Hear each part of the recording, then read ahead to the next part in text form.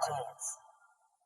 Mwari, nyoka yakati kumukadzi, ko nhai ndizvo here kuti Mwari akati, regai kudya michero yemiti yose yomumunda?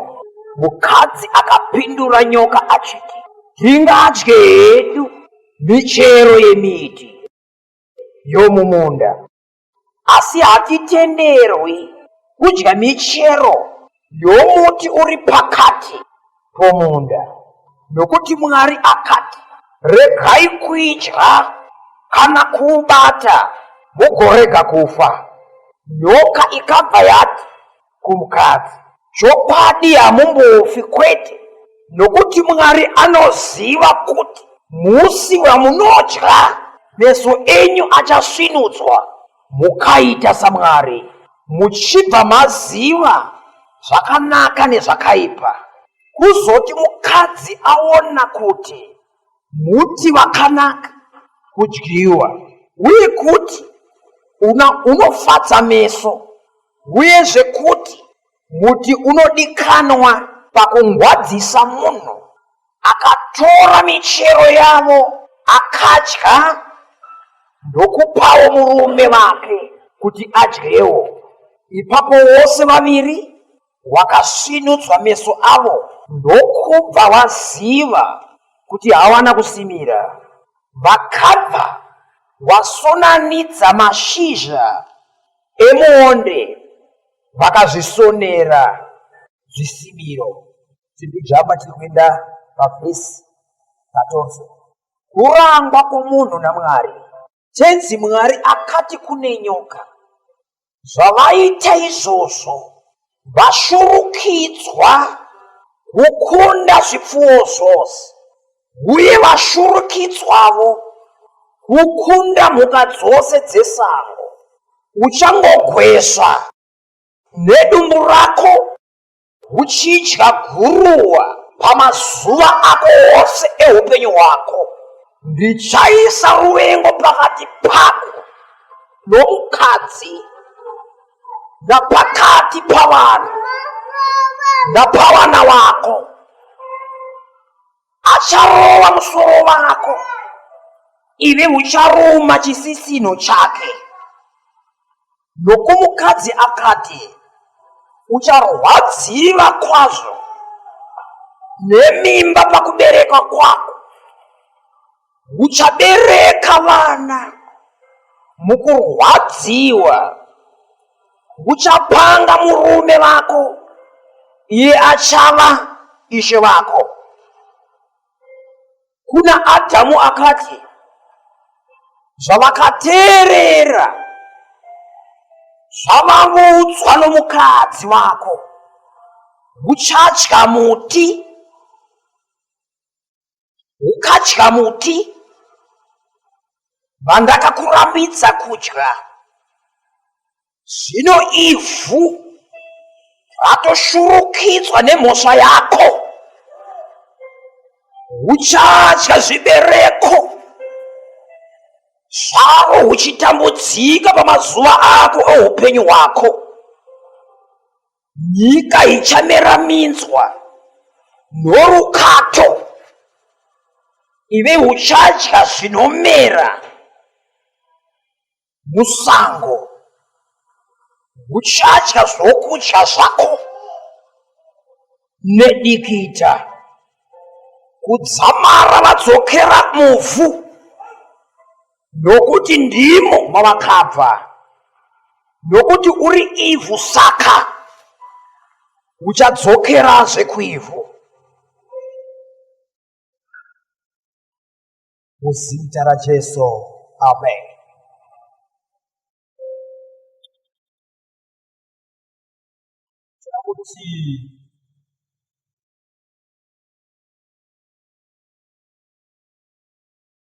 Titaure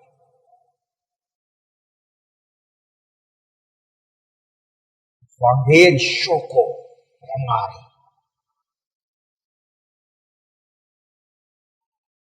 Zvekuti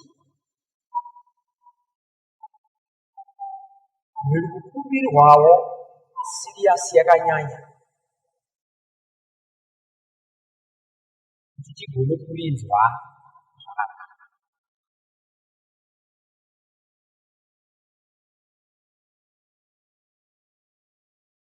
Tega tanyatsonzwa zvakanaka pakuerengwa kweshoko iri. Zvaratidza izvo panguva yekusanganwa kwenyoka naEvha, vachiitirana zvavakakurudzirana kuti vaite. Nezvavakapasisana kuti ngatiite.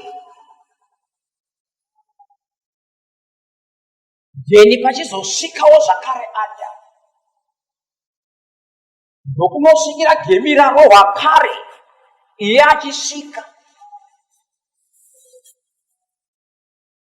akanoratidzawo kuti haanawo imwe pfungwa yakasiyana nevagadzirisa mutambo. Wakaugadzirisa mutambo ndivanani?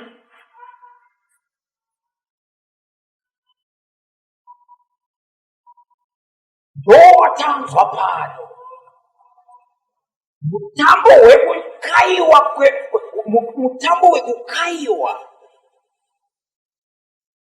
kwemuchero wakarambidzwa kuti udyiwe.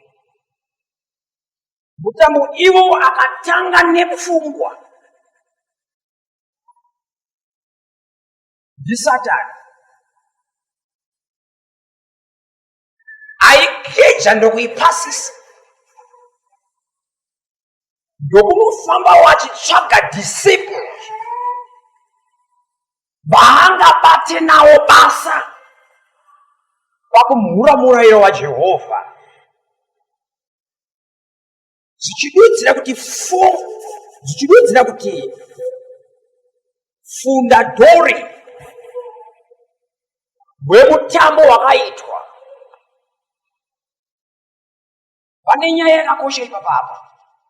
Mukaverenga Bhaibheri munorinzwa richiti Mwari pakusika zvinhu zvose akapedzisire kusika munhu, ndiye ndokuchipiwe simba riri pamusoro pezvose zvasikwa. Wacho nyakupiwe simba kupfuura zvose zvasikwa. Asi akatanga nepfungwa yekudya miti yakarambidzwa. Iye hasina pfungwa iyoyo. Pfungwa iyoyo yakabatwa naSatani, ndiye akatanga kuti ndazvitenda izvi, kuti zvakanaka, kuti zvinorehwa naJehovha zvimhurwe. Kududzira kuti ndiye akafunga ndokuona kuti zvakanaka ende zvinofadza, zvekuti Mwari kana ati ngachiitwe chakati chorega kuitwa poitwa chimwe, Satani akazvinzwa kuti ndo upenyu ihwohwo, ndokubva atange kutsvaga chimire kwake kuti wabate basa rekumhura mirayiro dzaJehovha. Ndo pechinopinda mumunda makaiswa murayiro waJehovha. Muna Satani aimirire kunzwe kufara achizwa kuti murayiro waJehovha wamhurwa. Mwari akanzwa kuti randidokera zvakanaka zuva kana aona kuti mirayiro zvataurwa naJehovha zvamhurwa. Ndosaka uchienda kuona kuti Satani kana akakutarisa, chaanonzwa kuti ranhasi zuva randifambira kukuona kuti kana watendera kumhura mirayiro yaaniko yaJehovha. Ndo paanosvikira Evha akagara zvake asina pfungwa iyoyo. Ndokutanga panapa iye Satani apinda muna nyoka, ndokutanga kurova ivhangeri rekukurudzira Evha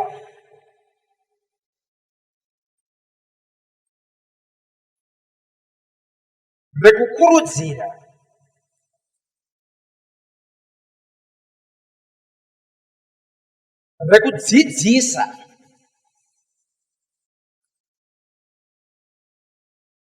kuti upenyu haunakidze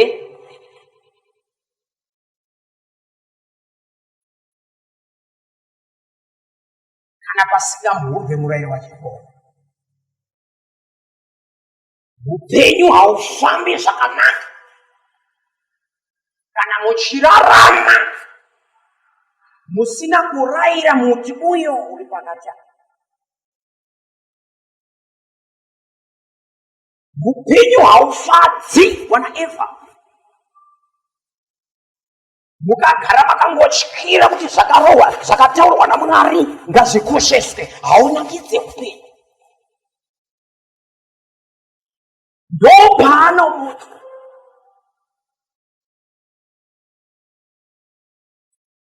ichokwadi here makaudzwa kuti regai kudya muti uyu? Evha ndopanoti hongu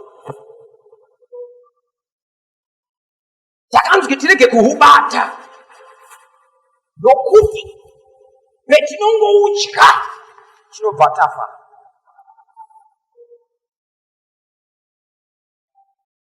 Satani ndopanoti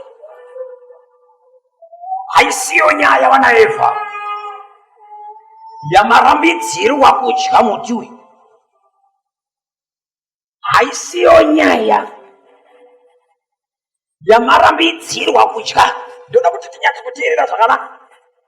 Asi nyaya yamarambidzirwa kudya ndeyekuti iye Jehovha akazviona kuti pemunodya muti uyu muchava noruzivo rekuziva zvakanaka nezvakaipa, then muchafanana naMwari.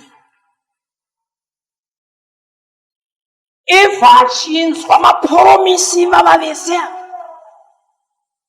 yekuti ndichaziva zvakanaka nezvakaipa, then ndikadya ndichafanana naJehovha, ndopanochiona saidegrii riri pamusoro. Ndopanochinzwa kuti mumazuva ese akanga achichengetedza murayiro uyu, obva anzwa sainguva yainge ichiverera zvayo ichiweswa, bati upenyu huchimirirwa kuti wakwidzirwe levho kana wadya muti uyu. Ndopanomirira Adhamu. Wambenge wadya kuno, Adhamu paanouya anosvikira mutambo uri pakati. Vanhu watodya asi iye asiyirwawo. Ndosaka uchienda kuona kuti vese vanhu vanohura panyika. Pakuhura kwavo kwese, kunyangwe pakanzwi wasikana, kunyangwe pakawanda sei vakomana panyika, wakoive chekuti wekuti uhure naye wakangosiyirwawo naSatani. Unomuona chete aripo. Kana pachinge panzwi kana tapinda panyaya yehutsotsi chaiwo, angoripo chete ane memoria iri pazasi chete wawakasiyirwawo kuti utsotsewo. Panyaya yezvitema hapana nyika yeunoenda kuti kondotadza sei ndava pasisina zvacho zvitema zvinengaita kaguta kano. Unongozviona zvavakasiyirwa kuti ukadarika nepo udye ipapo.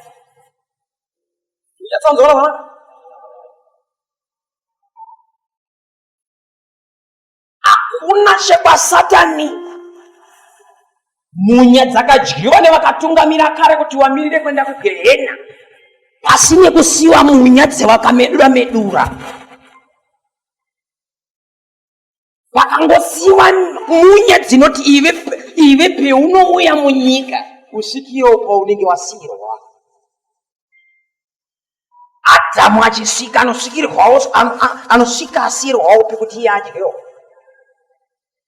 Dzichisvika panapa bambo Adhamu idzi dzacho dzakanzwi ndo dzakatakura potential, simba rinokurira zvose zvisikwa, but anosvikira mutambo warongwa nezvisikwa zviri pasi pake, but iye paanosvika ipapo harakidzi pfungwa yekuratidza kuti akavakurira.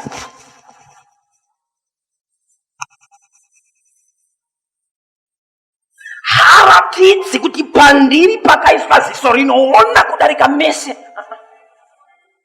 Ndokubva anopasisawo zvapasiswa nevadiki.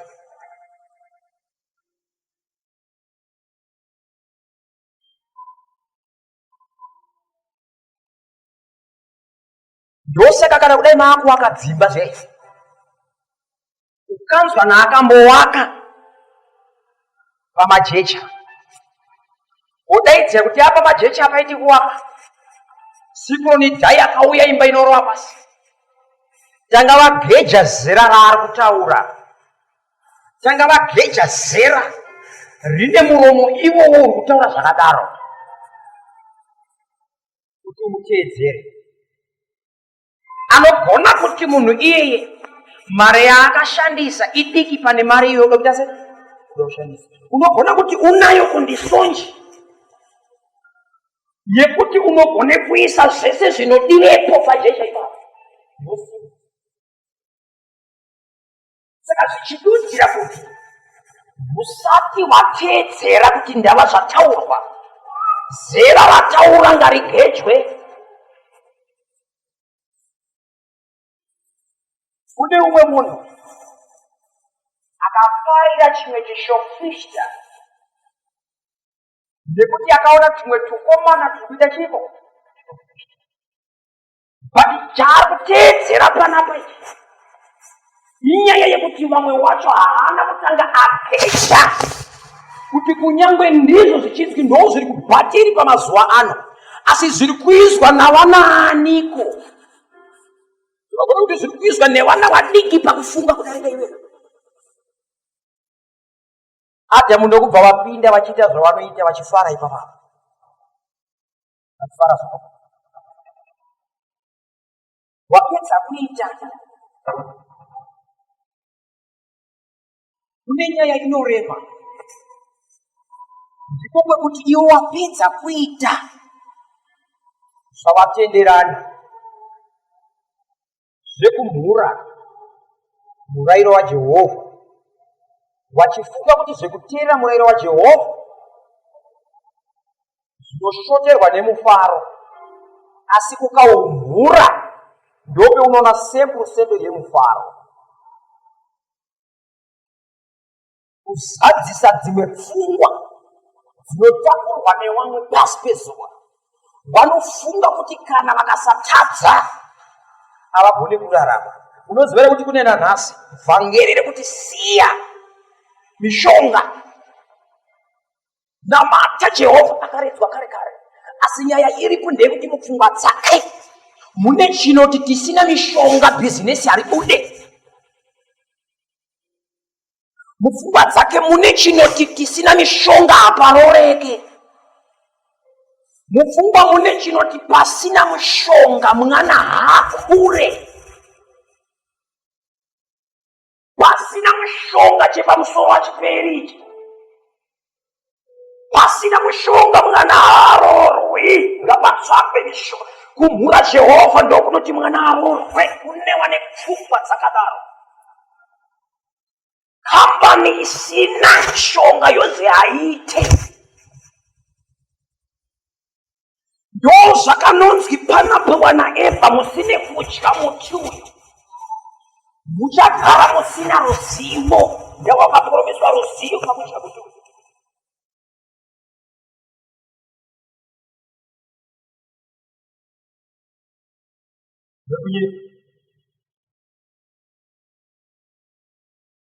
Saka muri kuzoona zvakanaka here inini kuti panapa ava vanhu ava vakuzotsauka nezvese zvavakuita.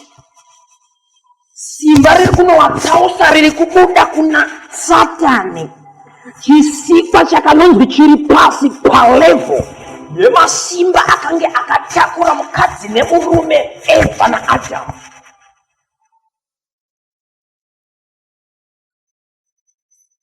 Pati panapa vari kutenda kutsotswa nekanhu kadiki. Ukaverenga bhaibheri ndokuona zvakange ine ndima inotizanzi a inteligência vale mais do que a força. Kududzira kuti parunzi ruzivo rwakakosha kupfuura power. Saka zvichidudzira kuti nyoka haina kutsvaka kotrena rimora kuti iite simba kuorwana nezvibhakera. Wana izvo nyoka haina kutsvaka trenadhori kuti ndowawina sei. Masimbi aripo majimadhori haane kutsvaka kukungurudze mapuwe mugomo muye. No, akabva aona kuti simba riri pana Adhamu handina chimwe chinhu chendingatrena ari kuti ndizogona kuva nemabhatata ekusukumidza Adhamu. Ndopaakaona kuti pana pachiri kudiwa harisi pawa ndava riri pari rakaiswa naMwari rinokurira tota kriatura tatera. Akaenda kuona kuti chiri kungodiwa ndechekuti ndinofanwa kutsvaga kuti simba iroro rinobuda sei maari. Akatsvaka mukuchenjera ndokubva azvibata. Ukaverenga bhaibheri kuti zvanzi nyoka Satani akatarisa mhuka dzese dzakasikwa naJehovha ndokuona kuti nyoka ndo yakachenjera kudarika mhuka dzese. Madhiri ava aimaronga ari ega iye kudzidza kuti ndobhemura sei kaza riri mumunda iyi, ndobhemura sei murayiro wavaisirwa waJehovha. Achisvika akaenda neintelijensiya ndobva yakunda munhu ane simba. Ende ukatarisa unoona kuti unozviziva here je une munhu wese anenge upenyu hwangu zvakanyanya icho chachocho chiri kukuti unetseke zvakanyanya, chiri kukunetsa chichishandisa uchenjeri.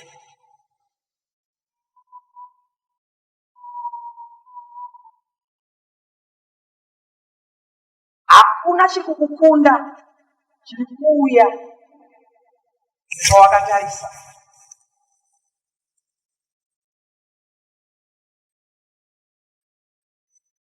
Ndevanganiko pakati pedu vakarumwa nenyoka mana? Varipo here vakarumwa nenyoka pakati pedu? Hapana ninga. Vakatarisa pakati pedu manje. Ndiani anotarisa ndakamboona nyoka? Wese munhu waiona, kudzidzira kuti kuiona ikoko kudzidzira kuti dziripo panyika. Zvino chii kunoti sinzi powakaberekwa nanhasi usati warumwa? Inyaya yekuti ziso rako pese ragara rakatarisa kuziva kuti pane chiko, pane nyoka. Uchingoiona unotiza. Zvichidudzira kuti izvozvo zvekuionako ndokukupa uchenjeri nekuti pese peunongoona kuti tande padhuze pamukombo wajamba kare kare. Uchidudzira kuti zvose zvinouya nemberi kwako unokunda, asi zvese zviri kukukunda hazvisi kuuya nemberi kwako. Jesu amen.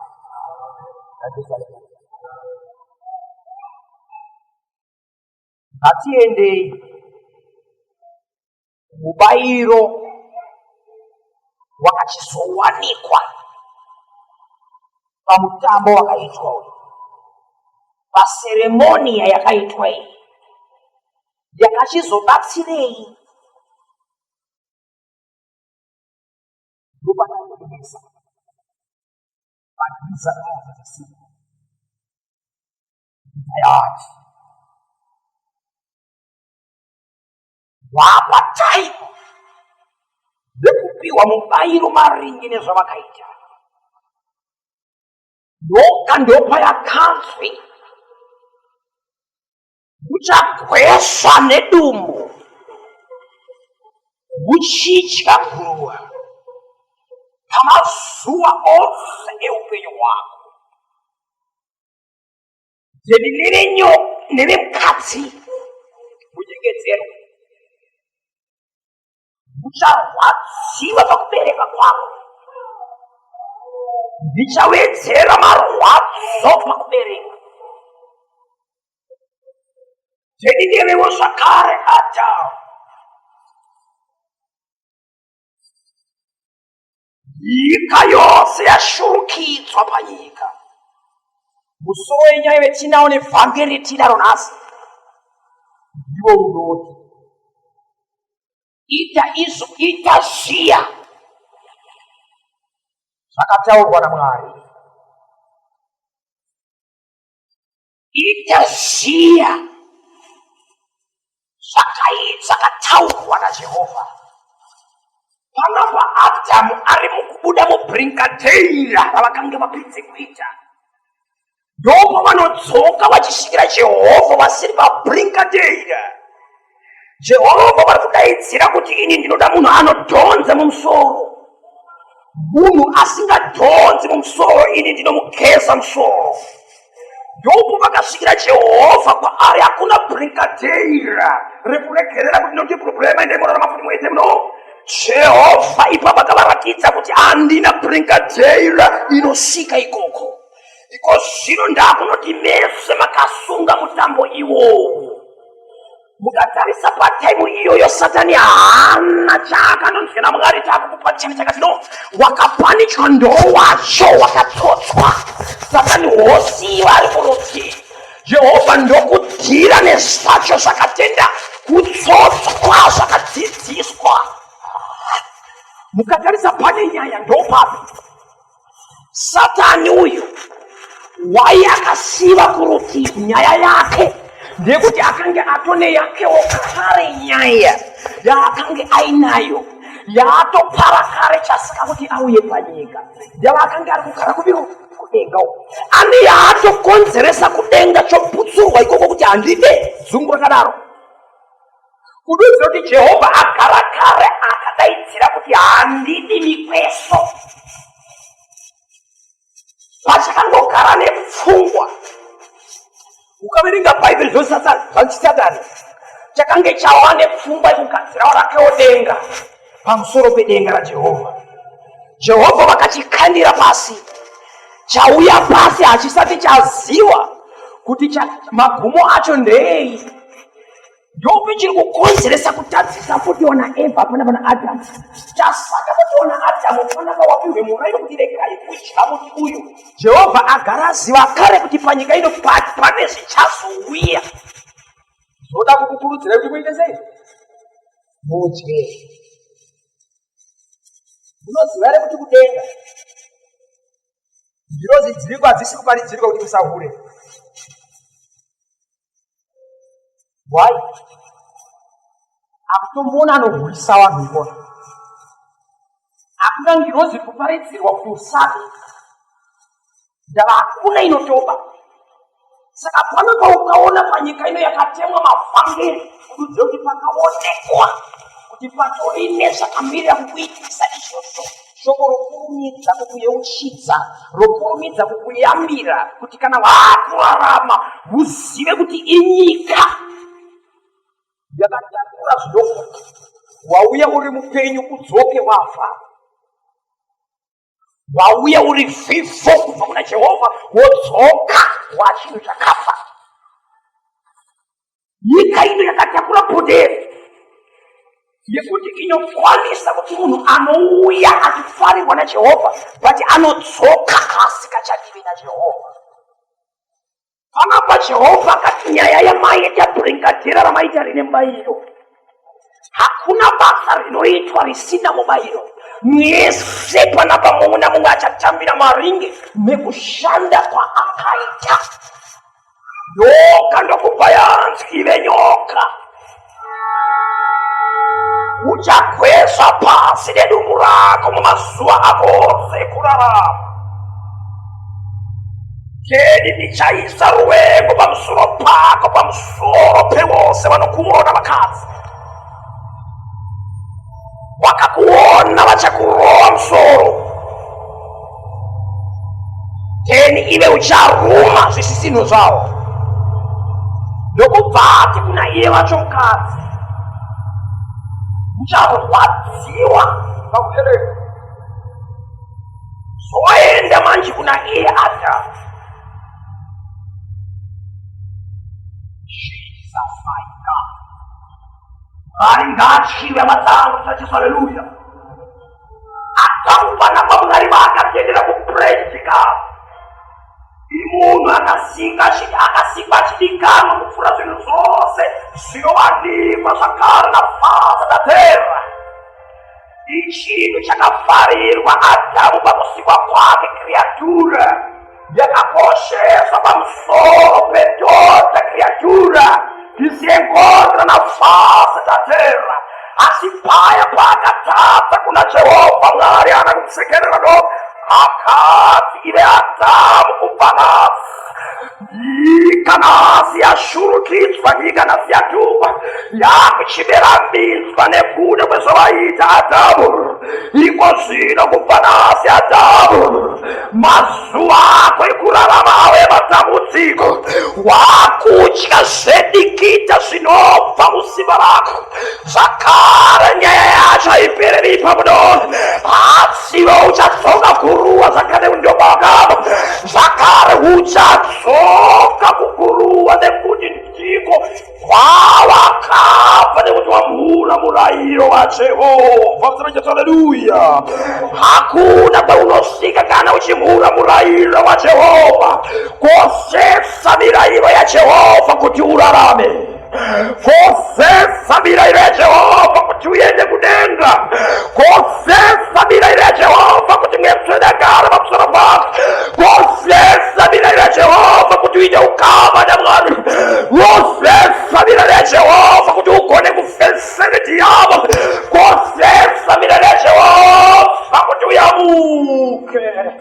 Jesus my God, mirayiro yaJehovha ngaikosheswe. Mirayiro yaJehovha ngaikosheswe. Haleluya! Hakuna anogona kurarama nefoni nguva yakareba kana asingakoshesi mirayiro yefoni. Kana yanzwa iswa haiswi mumvura, iwe ukasazvikoshesa hairarami foni iyoyo. Kana ichinzwa iswe pamoto, ukasazvikoshesa hairarami foni iyoyo. Une mirayiro yawakafanira kuti ukoshese. My God, ichaziya zvakataurwa naMwari kuti uite kuti urarame. Hakuna imwe rasamo yeunoona kana uchimhura shoko raJehovha. My God, my God,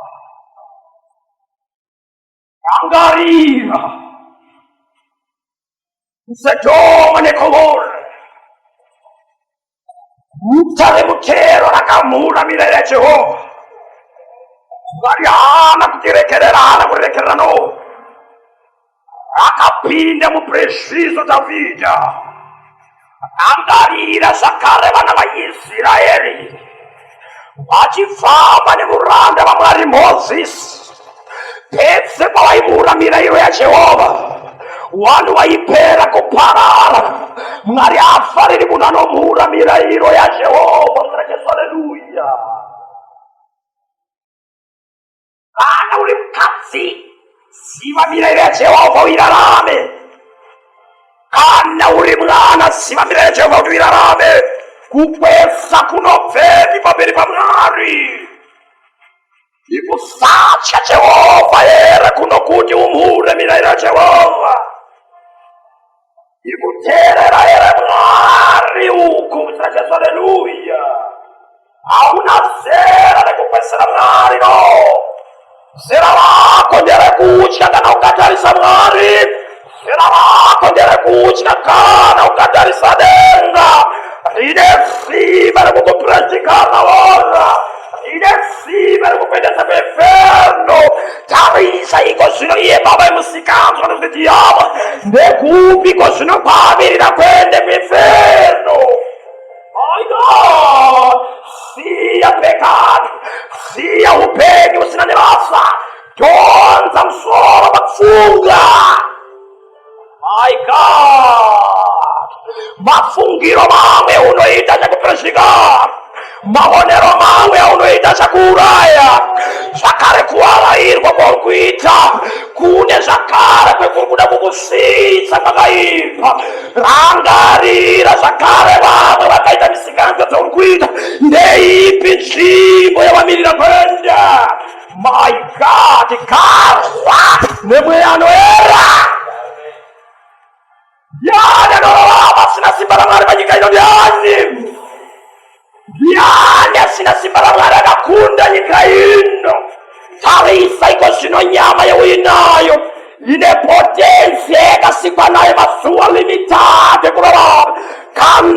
ichingasika uchaenda pakura unodadadeko unodadadei kuna Jehova.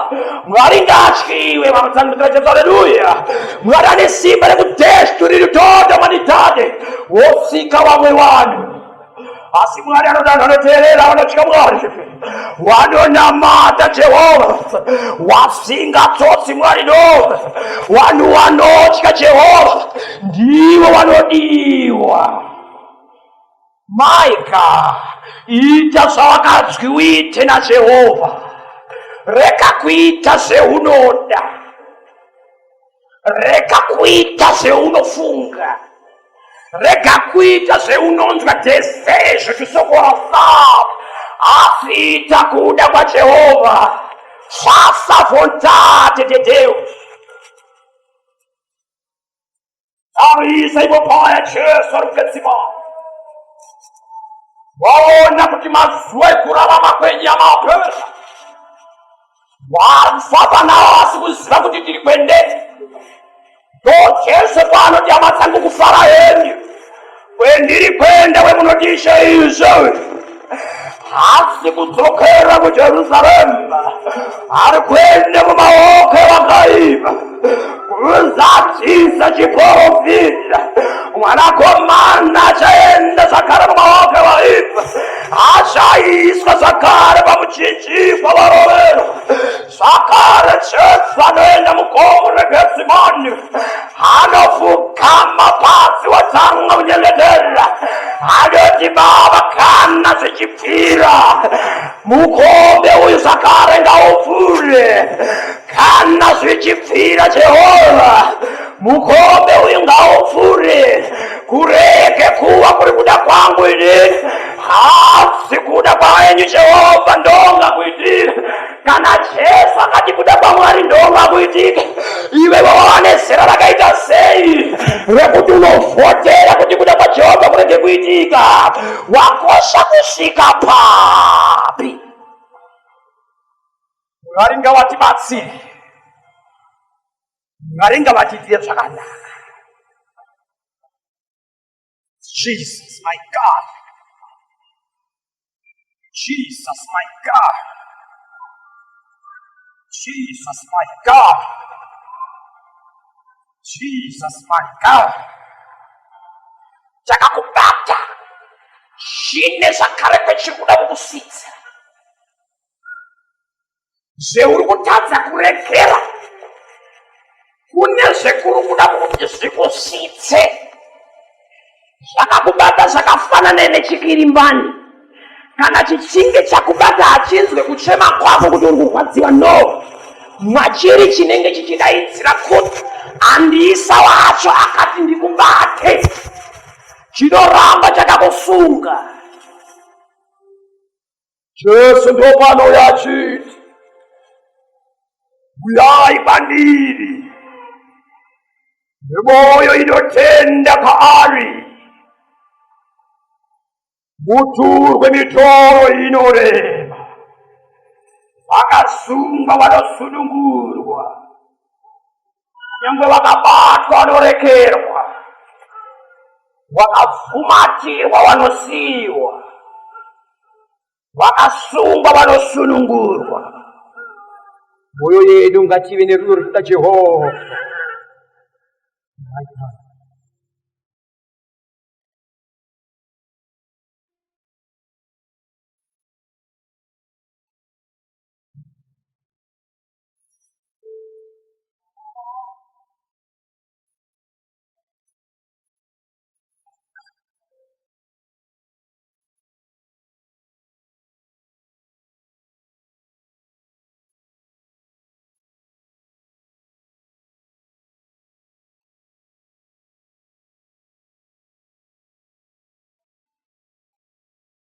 Upetu hwedu unopera sekudunguduka kuita hutsi. Mazuva mashomanana etinotenderwa kurarama akatapura chikonzero chekuti tife. Hakuna musikazo wokuita usinawo kumashure wakadarika vachikuita. hakuna chitema chinyowani chokupita. Asume wose wakafapwe kwa kufamba nao. Apana kuweka wanaka. Ndio wanaenda. Mambo bako wakanga wachika zokupita.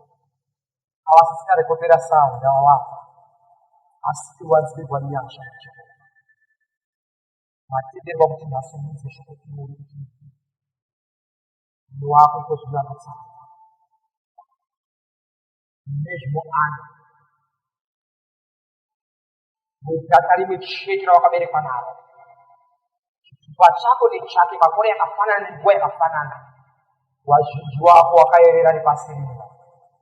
Ngava nyika ino ndinodaidza kuti handina brigadeira. Nyika ino ndinodaidza kuti ndiri shasha. Chete inosimudza maoko pamwana akatengwa neropa raJesu Kristu Nazareti. Jesu anoti ndakakupai simba rekukunda mumwendi Satani. Muchatsika zvinoruma, muchanwa zvinouraya zvisingakuurayi, muchaisa maoko enyu pamusoro pevanorwara, vachapora. Potencia iri muropa raJesu Kristu rinoshanda pamusoro pewose akazodzwa neropa. Yanokwanisa kutarika upenyu hwake kusvika apinda mudenga raMwari. Yanokwanisa zvakare kuyambuka makungwa anocherwa naSatani. Yanokwanisa zvakare kuyambuka munobhigwa kuti amuyambukike. Ndianogona kurarama upenyu hwekufadza Jehovha asingamvuri mirayiro yaMwari.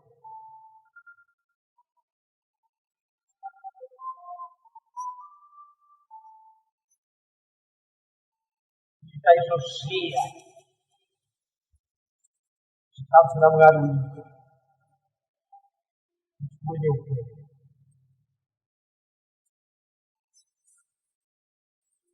Refreshe kuna Mwari.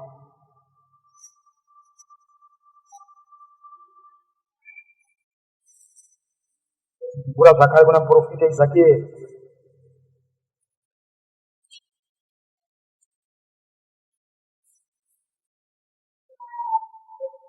Tunakudzwa nedhoronge muprofita Ezekiel. Ane zvaanotaura achiudzwa naMwari. Tinzwi mubayiro, nokuti kana ukaita izvo zvawakanzwa naMwari uite, unowana mubayiro wakasika. Kana zviri zvakanaka, Mwari paakati kuna Mozisi kuti ukone nevanhu vewinawo isasvibo mumvura, yakaita sezviya zvaakaudzwa. Mvura yakaramba here kutsamuka ipo pai? Ndava iye ndakuramba, ndava akaita sezvaakaudzwa. Aizwi ronova padoro, mvura ine aita sokuudzwa mvura yaida. Kusvika ipo pawa paakazoita zvisiri zvaaudzwa, pati obva aratidza kuti tarira, nyika yavakanga uchienda Kenana iyo vapadhuze, asive hauchatenderwa kuti upinde muKenani. Wamhura murayiro waJehovha kwese kumashure achidikanwa zvakaita sei naMwari. Vati kana paakamhura murayiro waJehovha akabva ati zvanzi hauchasvike. Kudetsera kuti Mwari havana madhiri yekutendera kuti zvemangamanga zvingoitike. No, Mwari akatendeka. Ngevezuva vanhasi nekusingaperi. Mwari haasi wepekunoti ive ubva vazoti sezvo taane ukama hwakareba naye woteerera, anokutsveta ipapo. Mwari havana zvekuti tajairana. Mwari anoti zvanzi muIsraeri hakuna mumwe muprofita wendichasimudza muIsraeri anodarika Mozisi uze kuti pakaprofitwa Jesu chete kuti ndiyaizotera vamwe vaprofita Mwari anoti ndinotaura nawo kuhope sekuzviratidza asi Mozisi ndotaura naye face to face asi kutaurwa naye face to face kudaro pakachinzwi rowa dombo kamwe mvura yero iyo basi ita neushungu manje rowa patatu ngarakabhati neizvozvo zvaita kupurata wapera chasvika Mozisi kwete munhu kuri manera Mozisi akadzisapariseri navoura kabereka bhaibheri rinotsa mwiri wake wakaita hondo ndabva achipfukirana naMikaeri. Mikaeri ingirozi yehondo iri kudenga. Mikaeri akabva ati Jehovha Mwari ngaakurange. Satani ndokubva chanyiswa ipapo nekuti Mozisi akagechwa kuti haana zera neGehena.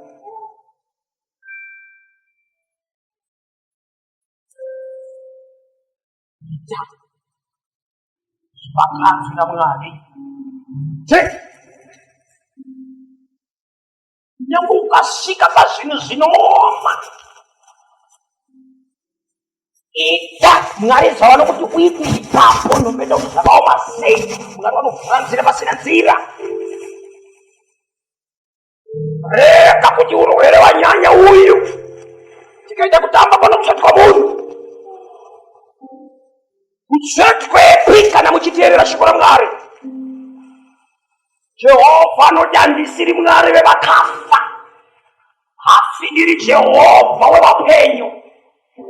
Hakuna chinotsveteka kana chichiteerera shoko raMwari. Hakuna chinorasika kana chiri mushoko. Nevakafa vose vari mushoko havana kurasika. Vari kuuya kunotorwa naJesu nguva inokwana. Neve kunyange kana kudai wadamburwana nengwena kana ungori munhu akarurama. Vabereki vangakuchemeka nehama dzingakucheme pati hauna kurasika do. Baba vako vari kuuya kuzokutora Baba Jesu Kristu. Amen.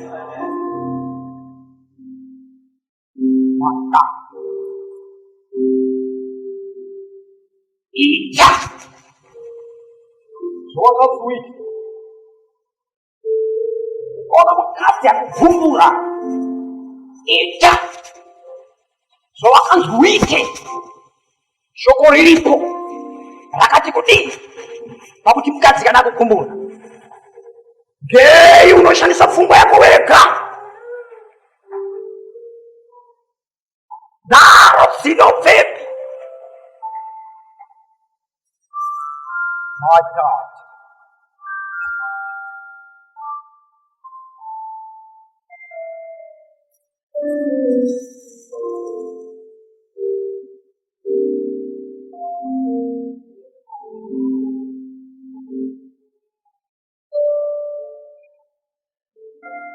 Isake, kamu kupedisi kamu bagus.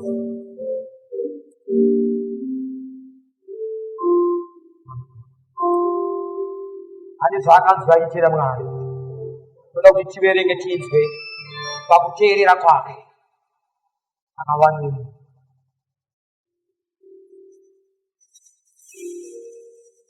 Isake tindese chapter 1 verse 1 chapter 27 verse 1.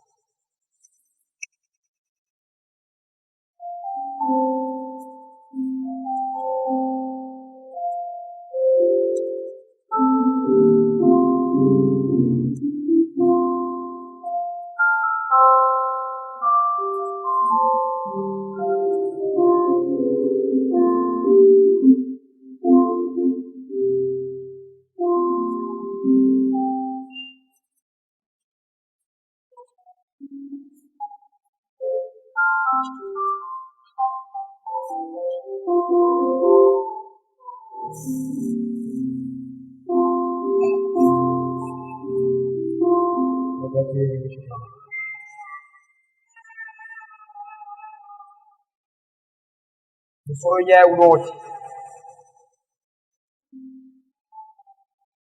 bani ramarangwanda akaoma.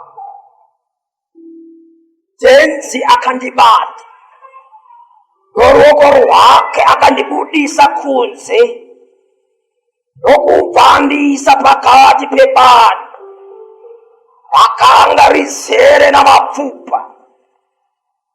Akandifambisa pose pose mubani iro rakanga rizere namapfupa akaoma, akanga akachena kuti mberete. Tenzi akati kwandiri, naive munhu, ko mapfupa aya angararama here akava vanhu here? Ini ndakati, imi Tenzi Mwari, ndimi chete munoziva. Iye Tenzi ndokutise kwandiri, tarira kumapfupa ivava uchiti, imi mapfupa akaoma, inzwai shoko rate. Tenzi Mwari anotaura pamuri, imi mapfupa achiti, inzwai, inzwai ndichafemera mweya wangu mamuri kuti mugoraramaswe. Ndichaisa marunda nenyama mamuri, ndichakufukitsai neganda, ndichakufemerai mweya mamuri kuti murarama Yesu. Ipapo muchazoziva kuti ndini Tenzi. Ipapo ndakataura sokutswa kwandakaita. Tapazozvanakanitika, ipapo ndakataura sokutswa kwandakaitwa. Pana paIsakeri ndiye ari kutaura zvaakataurirwa naJehovha. Paziya zvaakataurirwa ndopari kuti ipapo ndakazotaura ziya zvakataurwa naniko? naJehovha. Toda kunzwa pakutaura kwake ndeipi mindo yakawanda,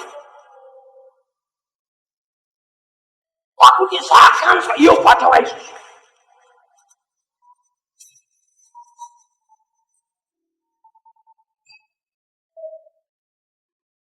Zvino ndakati ndiri kutaura kudaro kwakanzwika ruzva, ndokunzwa yangowe ngwendere yamapfupa akanga achitsvakana, rimwe raro richindopinda munzvimbo yaro. Ndakatarira ndikaona mapfupa aya ava namarunda, uye marunda aya akanga atoputirwa neganda, asi akanga asati ane mweya maari. Ipapo Tenzi akati kwandiri, kurayira uku right. Tenzi akati kwandiri, ipapo Tenzi akati kwandiri, taura kumhepo kuti Tenzi Mwari anokurayira kuti uye uchibva kumativi mana enyika uzopinda mumarangwanda aya kuti avese neupenyu. Ipapo ndakatarira ndakataura sokurayirwa kwandakaitwa. Mweya ndokubva vapinda muvanhu vaya, vakabva vamuka ndokumira namakumbo avo, vakaita chikwata chikuru kwazvo. Zvino Tenzi akataura kwandiri, ive munhu, mapfupa ivava ndivo vana vaIsraeri. Inzwa zvavanoita, vanoti mapfupa edu aoma, hatichina chatichaziva, tapera kufa. Saka ive chifembera uchiti pavanhu, zvanzi naTenzi, ndichakubudisai imomo. Mutara Jesu. Sisi baba bandu. Isakiri. Ane zvakatauriwa. Zvodzi Mwari akandisimudza ndokundiisa pamupata mubani rakazara nemarangwanda akaoma, mapfupa akachena kuti berete. Ndokuchiti kwandiri, iwe mwana wemunhu, unoti mapfupa aya angararama here kuva neupenyu? Akange ari iye Zakeo, ukanzwa kuti bani kureva kuti mudimba rakazara mashikereti, mabhonzo akaoma, ukanzwa kuti akachena kuti mberetete, kududzira kuti imapfupa echinyakare. Chakonzera kuti achene ikugezwa kweropa pasisina ropa pagodo rimwe nerimwe, nekugarisa kwaaita mubani, kududzira kuti iwanhu wakafa nguva yapfuura. Pane makore akonzera kuti magodo achene, kwete kuwa manyoro ekuratidza kuti vanhu vakauraiwa zuro, ekuratidza kuti munhu abva kuora sondo rapera. Mabhonzo akaonekwa ekuchena mberekete, nedhata racho rekuti vakafa rini, vamwe harichazivikanwa. Iye ndo maanoiswa, vamwe ndo paanoti manje Ishe nditumei, vamwe makavatuma. Tarira kutumwa kweumwewo muprofita pana pakatumwawo. Mwari kana akukutuma hakuendesi zvakare mumabhanana maunoswera uchifara. Mwari kana akukutuma hakuendesi zvakare mudimba remusare rekuti utakatire uri kufara. No, Mwari vanokutuma kumisheni yakaoma inodiwa wakatumwa. Ndo paanoendeswa mubani rakazara mabhonzo akawanda. Mabhonzo ipapo kududzira kuti pane ruzhinji rwevanhu vakatsakatika panzvimbo iyoyo.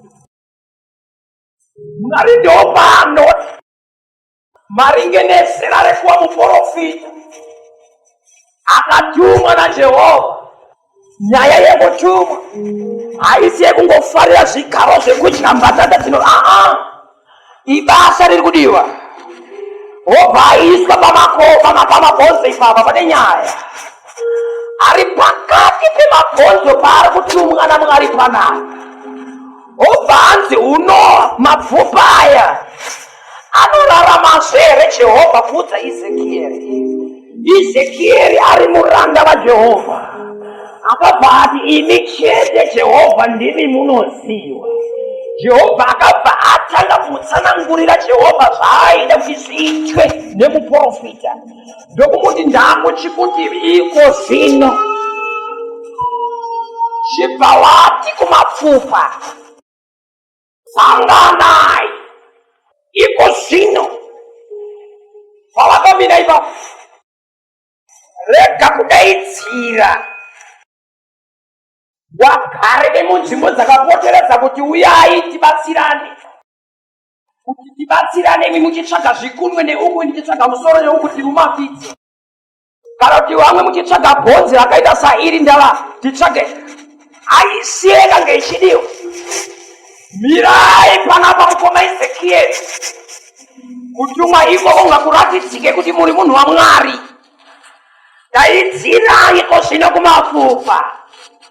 Aiwe, Jesu eve. Unoziva here kuti mapfupa kuwanda kwawo kwese ndodzira kuti mumwe namumwe ipapo akafa akanga nemabhonzo ake ari papiko? Aripo. Zvese zvakange zvakangosangana hazvo, asi munhu mumwe namumwe akafira ipapo. Kadha Pessoa tinha o seu produto. Saka ivo havasisina simba rekuti vasimuke, asi pavari kunzwa Jehovha paari kutaura kuti ndiri kutuma Ezekieri kosimudza, ndo vavatomirirawo kuti tanira kusimudzwa nemuromo waEzekieri achiita zvaanenge audzwa naJehovha. Mabhonzo kuno kuti asimuke zvodiwa Ezekieri kuti aite sezvaanenge audzwa nani. Ndo paanoti anomira semurume profita. Obva daitse na mwari daitsira paari waudze kuti imi mapfupa zvanzi naJehovha, sanganai mudzokere pakuva neupenyu. Wedi kana sadaro daitsira futi paari ukawani chifukidzwa ine kanda, kana sadaro ngaafukidzwe nemarunda, kana sadaro chibva vazodaitsira kumhepo uini mhepo. Zvanzi naJehovha, uya uchibva kumativi mana enyika upinde muvanhu avo vagoraravazve. Isekeri ndopanotanga pano. Ini ndakataura sezvandakaudzwa, ndopanotanga nyaya yedu ipapo. Iye ubva ataura sezviya zvaakaudzwa. Paari kupedza kutaurirwa zvese ndopanotanga manje kuchitarise mabhonzo kutaura sezviya zvaaudzwa. Zvanzi ndo pari kutaura Jehovha pese kubvunza Izake pari kutaurirwa Ezekieri kuti ita zvakati mabhonzo. Mwari pari kumutaurira mabhonzo aingoramba ari kumirira muromo waEzekieri kuti ateedzere zvataurwa naMwari. Bhonzo ritange kumuvhenekwa. Mwari ataura bhonzo rakaramba riri ipapo, zvipamataka zvoramba zviri ipapo, masakani zvoramba zviri ipapo, tsitsi roramba riri kwaro. Vanoti Zakeri ini ndokuchizotaura sezvandakaura. Zvanzi obva kuti imi mapfupa apa paratika. Jehovha vatotarisa kuona kuti uchataura here zvandakutaurira. Iye ndikuti imi mapfupa, zvanzi naJehovha, sanganai kuti muve neupenyu. Izakeri achingotaura izvi, zvanzi ipapo ndakanzwa ruzha rikuru kwazvo. Ruzha zvinoreva kuti noizi ikuru kwazvo. Zvanzi ndakatanga kunzwa ruzha rikuru kwazvo. Jesu, haleluya. Remabhonzo zvakare kumovhimenta nekuti akanga ari pakuita zviya zvaataurirwa naMwari. Akatanga kunzwa ruzha remabhonzo kusara Jesu, haleluya. Zvakare ndopanoti zvanzi ipapo ndakatanga kunzwa yangove zvakare ngwendere. Yangove zvakare ngwendere nekuti muromo hausiudza. Bhonzo rimwe nerimwe zvanzi richijoina pane rimwe nekuti yataura zviya zvanzi ataurira Mwari. Upenyu hwedu amadzangu unofonyoka nekuita zvisiri zvataurwa. Vaibherirori ndini ndinoita kuti mukadzi ave nepamuviri ndingazotadza here kuti abereke. Pati wamwe kana paita pamuviri ipapo obva achiita sandi akachenjera kupfuraisa mwana wacho mudumbu. Ita izve zvawanzwa kuita naJehovha. Waroi hongu varipo noda kukuroya, asi vakakuroya varoi aisi mhosva yako. Mhosva ndeyemuroi, veramba uri pana shoko panapo. Mwari ngaakuone vanhu vachikuteera iwe uri mushoko imomo. Wapedzerane naJehovha. Jesu, amen. Akangonzwa raruzha remabhonzo,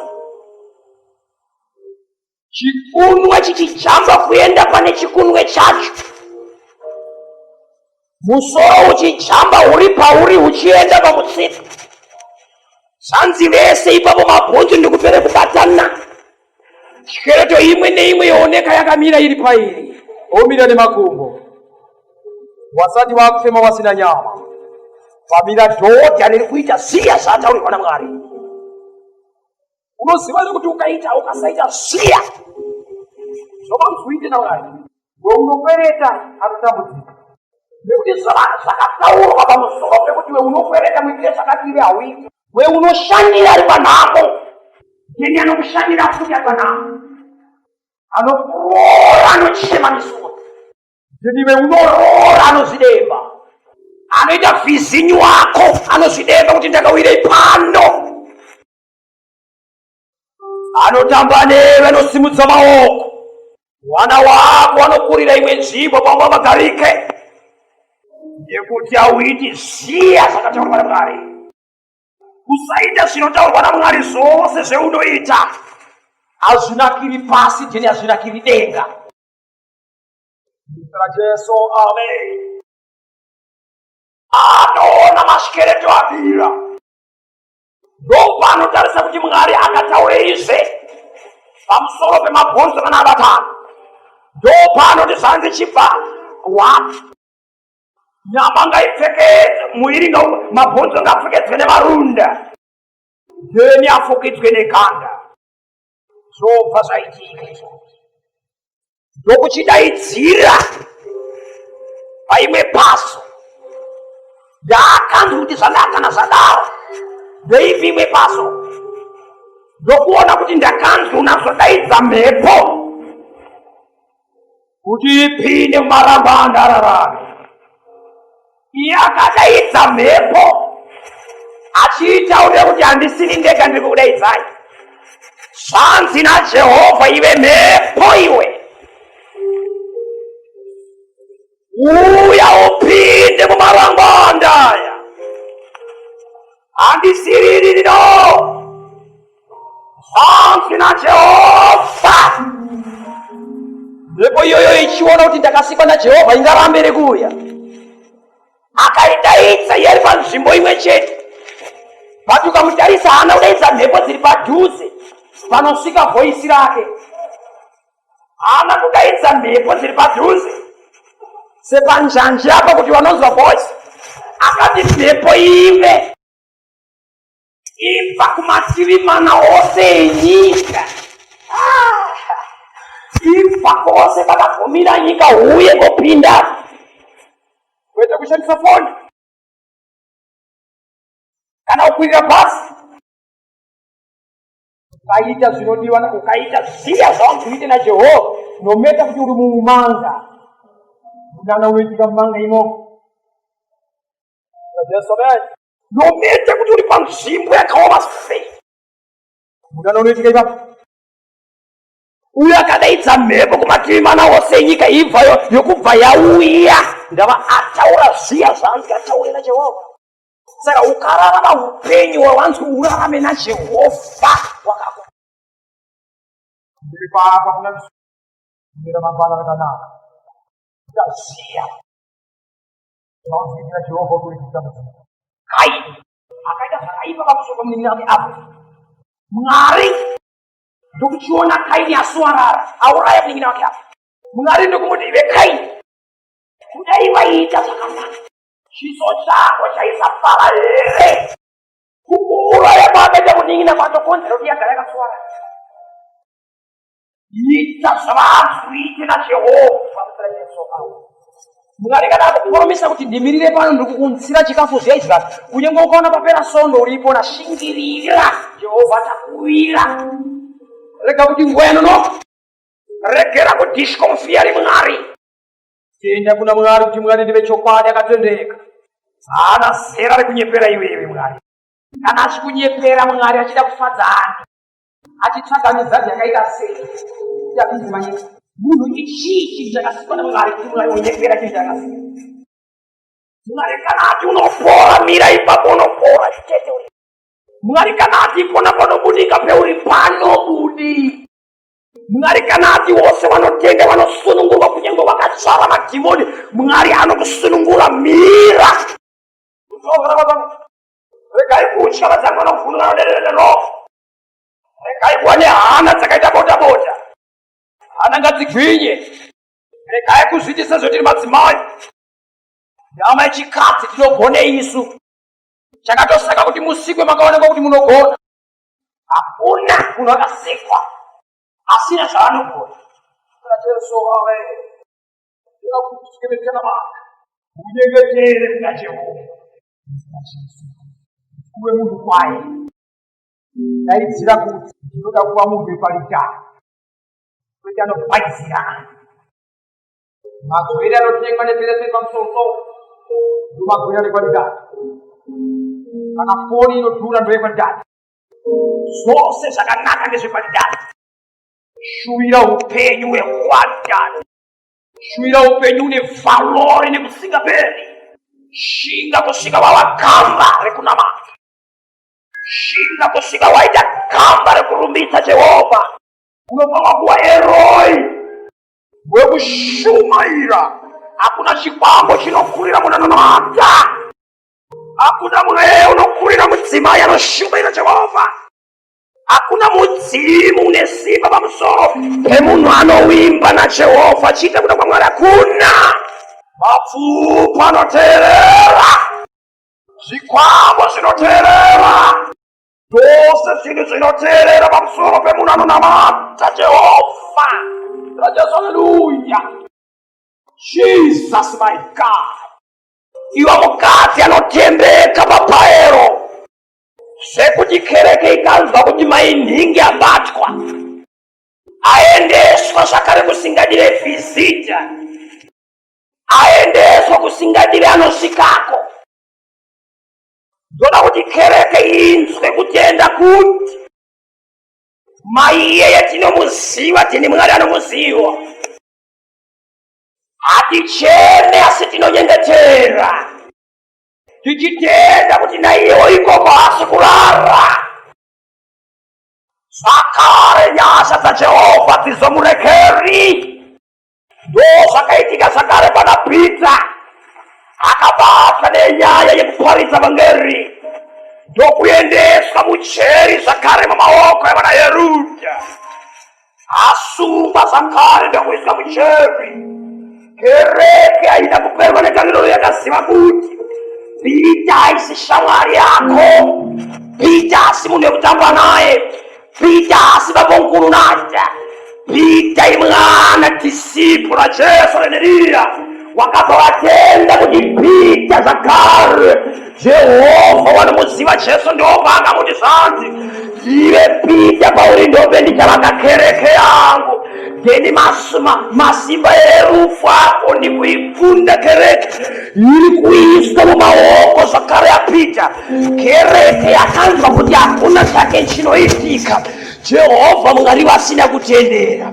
Ngatinyararei kuchema kereke asi ngatiise mabvi pasi, tinyengetere kuna Jehovha. Bhaibheri zvanzi panguva wakangonyengetera, pakauya mutumwa achibva kudenga ndokupinda mutorongo.